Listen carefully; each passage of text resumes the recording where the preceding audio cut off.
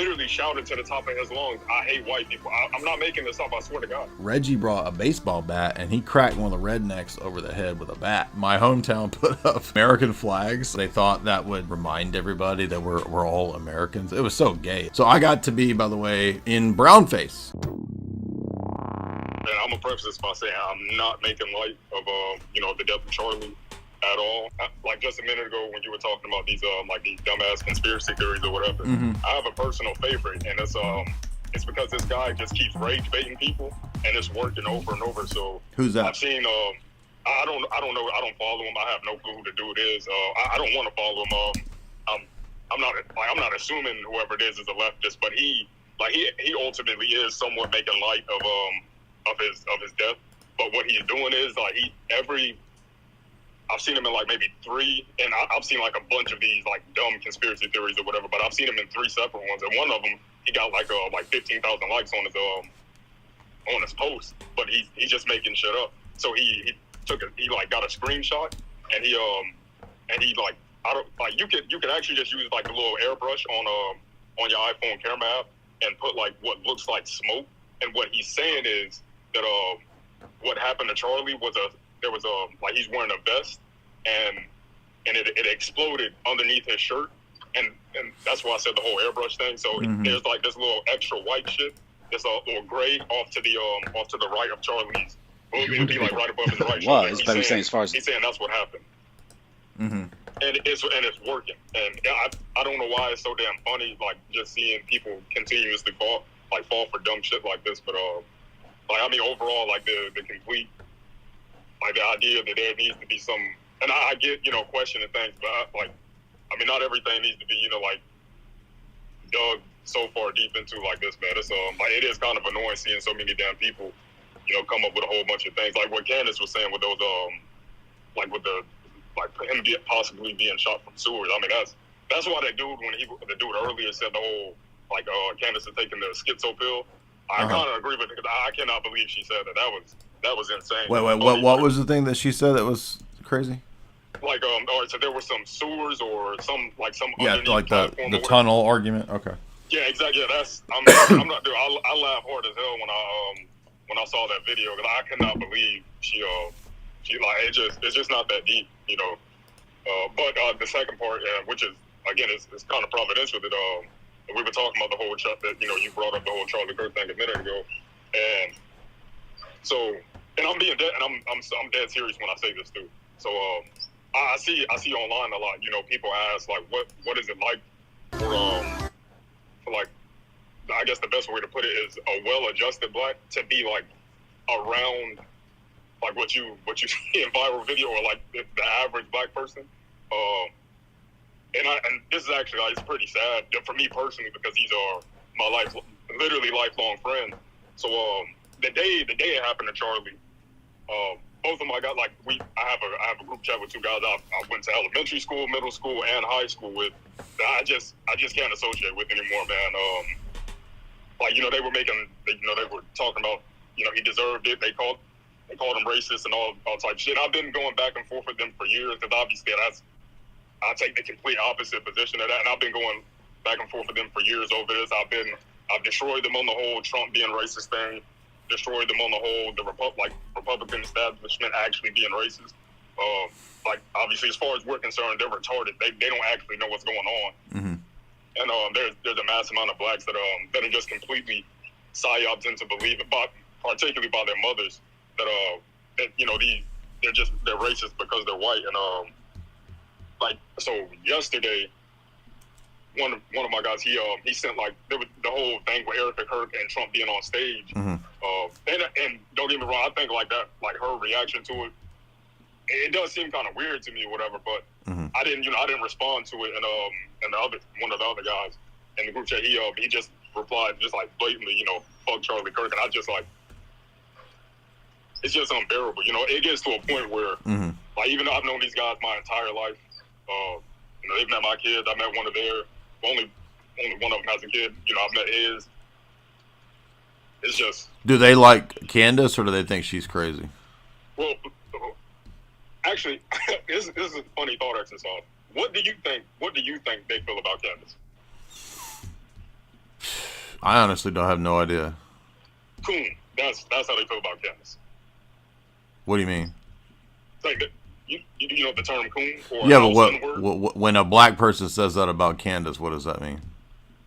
She's a house N-word. Like she steals. I guess like the best word to put it, like she shields for whites. Or, Oh, you know, like an Uncle Tom. yeah, there we go. Yeah, Uncle Gotcha. Tom is the Okay, most popular word for. Yeah, so that's their position on Candace. That's their position on Ben Carson. That's their position on Oh, Justice Thomas. I That's see. their position. It doesn't matter who it doesn't matter who it is. And they aren't leftists. Don't get me wrong. They are like absolutely anti-gay, anti, T-word, all of that stuff. But above all, right? Maybe I'm not gonna say above all, like absolutely, but maybe above all, they're anti-white. Mm. And that's the truth. Do you think that black people were always this way, or is it just ramped up nowadays and it was more silent like back in the 80s and 90s?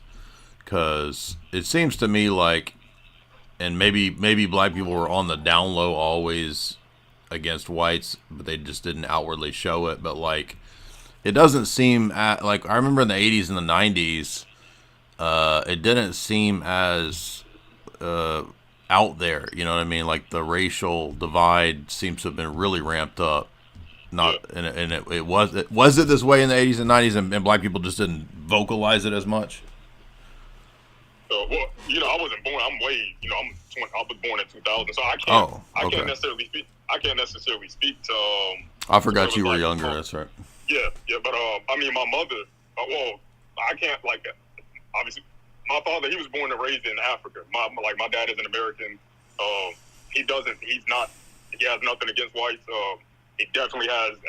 As you can tell by me, like I got it from somebody. He doesn't like American blacks. Let me be specific. He doesn't like American blacks. Mm-hmm. Obviously, I don't either. And my mom was never racist. She didn't like Hispanics. We grew up around a lot of them. I came up in poverty, so you're in an environment, in that type of environment where it's like basically nothing but blacks and Hispanics or Latinos, and like a few whites here or there. But she didn't like Hispanics, but it wasn't a problem for me growing up. And so I'm assuming it wasn't for my mom. And obviously my dad, he doesn't really have any experience with whites until he moved to France for college. So I don't really know. But if I had to guess, I actually would say maybe there's a chance that they actually maybe they did always feel this way, and just over time with like I don't know, being goaded into about media and like other shit like that. Right. Maybe it just got worse over time. I'm not entirely sure, but it just gotten to a point now where it's just really hard to coexist. And I'm like, it's kind of weird saying that because obviously I'm black, but obviously I don't live around these motherfuckers, man. That's why I made sure I did enough. Like I said, I'm only 25. But and I'm not doing a brag thing or whatever. I do make a lot of money. So when I was 23, got my own place, and I don't think there's more than 5 black families in my entire neighborhood. So you won't see me around these motherfuckers. Definitely not. Everybody in the chat says, "Man, I thought you were 50. You were born in 2000." Yeah, no, dude. Yeah, I'm 25 years old. Man. Dang. Yeah. I've been this out in the chat before. I don't know how at least the rest of the people. I don't think they should be surprised about it. But yeah, I mean that's basically all I had, and it's not at all. Like that's super complicated. And I know you've seen like hundreds of examples of about like leftists or whatever, and people thinking it's just purple haired freaks. No, I mean it's just normal. It's just normal as hell. Yeah, well, I appreciate that. I mean, it does seem like, I agree with people in the chat. It does seem like this has been ramped up because, as you guys know, I played basketball all through my youth, which meant I was usually one of 2 white dudes on the team. And in the 80s and 90s, it seemed like pretty much people got along. I mean, I lived in California as a kid. when I played basketball, and I was always on basketball teams with different leagues and whatnot. Um, I don't recall much like racial issues. In fact, the funny part was where I was, black people and white people were the minority, and it was all Filipino. So I guess the minorities stick together when it's all Filipino, and there's fewer blacks and whites. And then in high school, middle school and high school, there were maybe a few more white guys, but still predominantly, I think, black guys on the basketball team. At least that's my memory. Maybe it was half and half. I don't even remember, but it didn't seem like there was a whole lot of racial stuff. I remember in high school at one time there was a racial. It wasn't a riot. There was supposed to be like a fight, right? Like one black dude talked smack to a guy at high school. His name was Reggie, and Reggie was always trying to start fights with people. And then all the redneck dudes were like, all right, meet us at the McDonald's parking lot.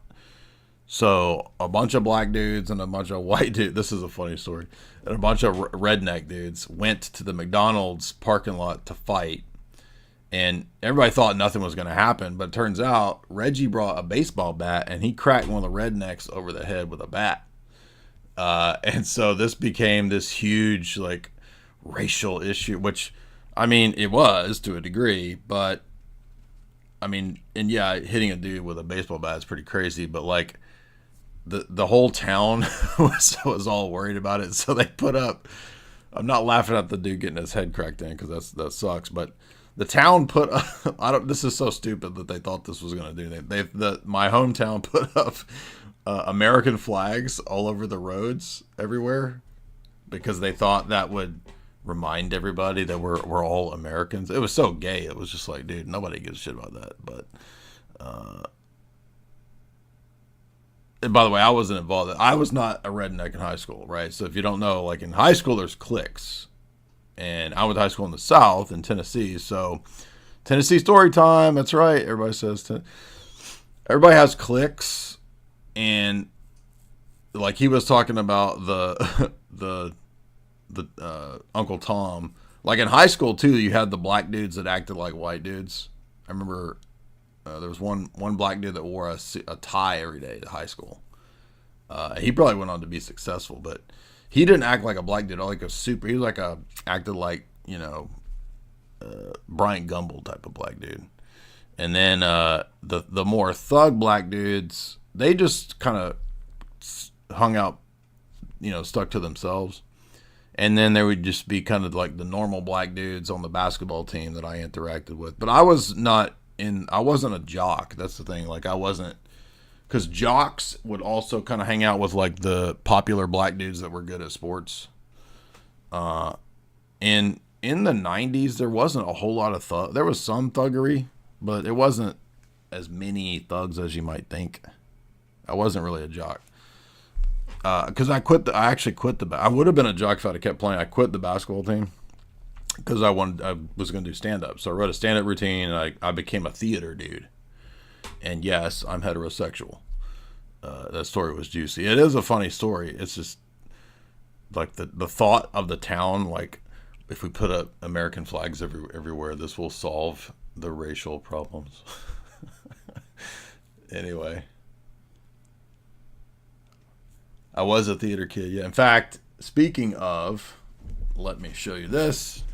Do y'all want a little bit of lore, or is this getting stupid? Is everybody leaving us too much dumb lore? Yeah, check this out.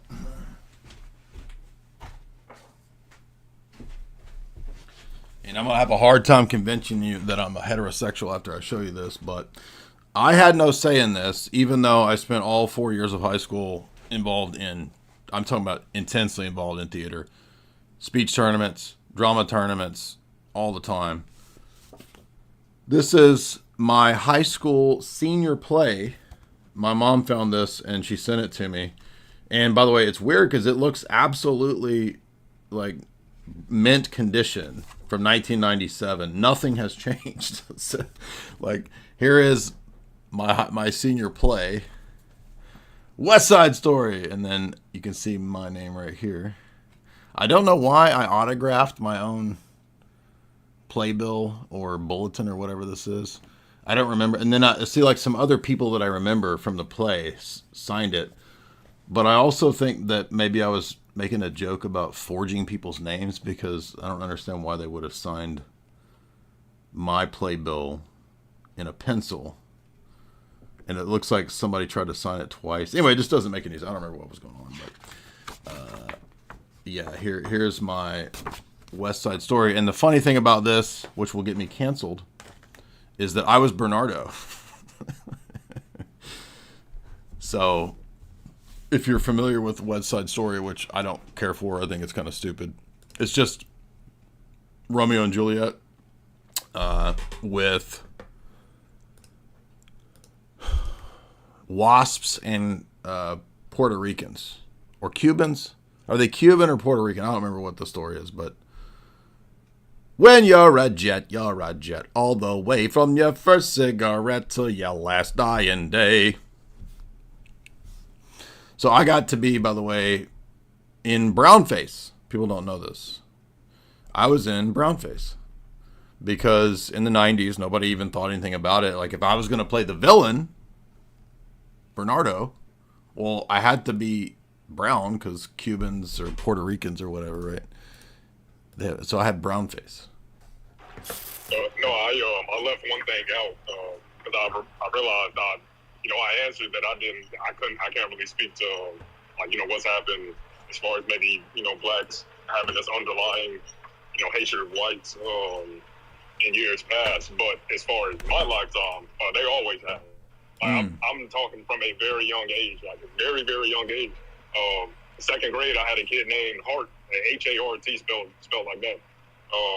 He got suspended. He stood up in class. He got there was some small confrontation between him and the teacher, our teacher, Miss Clark, and he literally shouted to the top of his lungs, "I hate white people." I'm not making this up. I swear to God.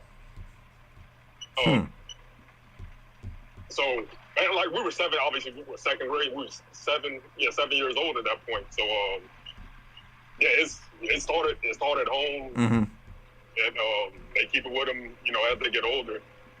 And I did have one more thing.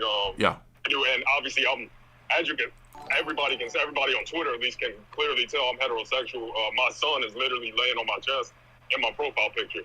But I took dance in 8th grade, and I wound up failing the very last assignment because there was a part of a dance where you had to do a hip hop. I wasn't doing that shit, man. It's basically like shaking your ass, so I'm not doing that. Yeah, and I only brought that up because you were talking about the whole the senior play, yeah, West Side Story. Yeah, that shit was fun. Yeah. All right, man, that was it. Yeah, that's funny. I mean, so basically H. Brozzi saying he was not Tupac.